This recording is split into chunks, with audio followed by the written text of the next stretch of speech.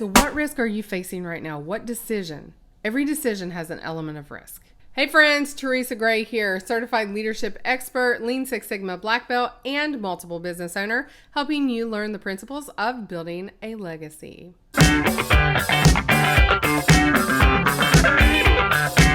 So let's recap here real quick. In part one, we learned about identity, the power of identity and personal confidence. We left with the question of, who do we believe we are deep in our fabric? Do we identify with the person we were in our past, the person that we are today, or the person that we are called to become, the person that we are literally transforming into? We also learned the link between who we believe we are and how our actions and behavior need to line up with the person that we're transforming into, which sends people a consistent message and allows them to like, know, and trust us. All right, so the second principle that we learned was facing the fear. And in my story I gave, it was a fear of spiders, dark places, and the unknown. We're only born with two basic fears: fear of loud noises, fear of falling. Every other fear we have is actually learned through people, places, and experiences that we've been exposed to. When we left that conversation, I asked the question, which fear are we choosing to face today? We have the power to choose which fear we face. And so, for example, fear of staying the same, not chasing our divine calling, our dreams, or fear of making the change and doing the hard work that it takes to make those things happen. So again, which fear are we choosing to face? Let's dive into principle number 3, because it goes hand in hand with facing the fear. Principle number 3 is take the risk. Sometimes when we're fearful of making a change, it's really we're fearful of the risk involved. What if I fail? Or what if I succeed?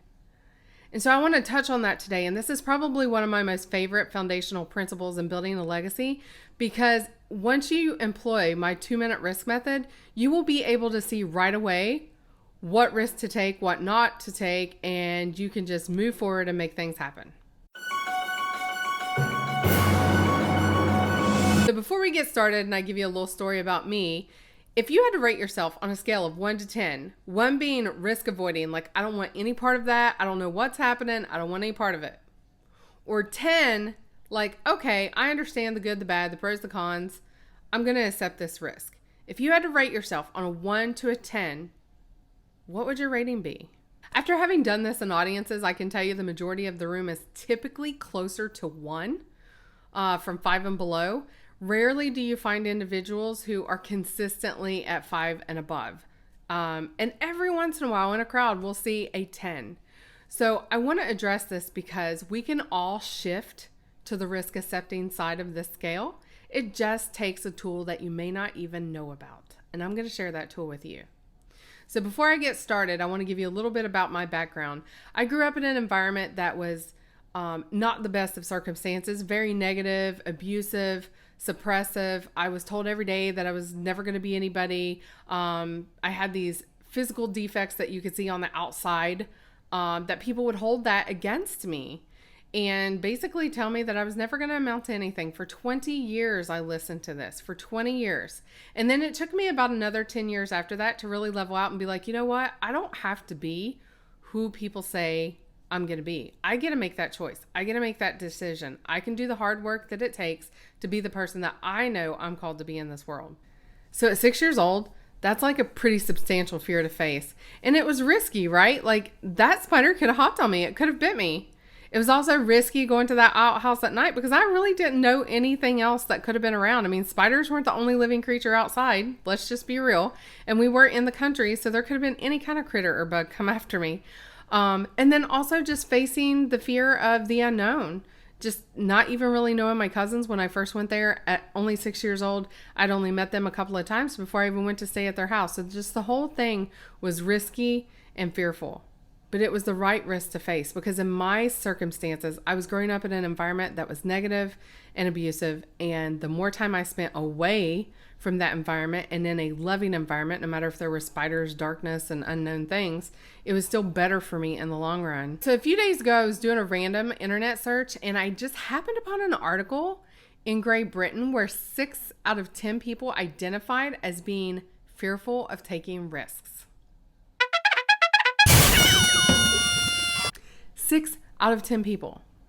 So imagine your nuclear family having 10 people. So like maybe a mom, a dad, some siblings, a cousin, a grandma, whatever, 10 of you.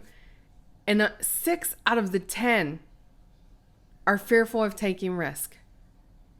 This is just mind-blowing to me, but I think I know what the problem is. In my personal life, I've developed the 2-minute risk assessment.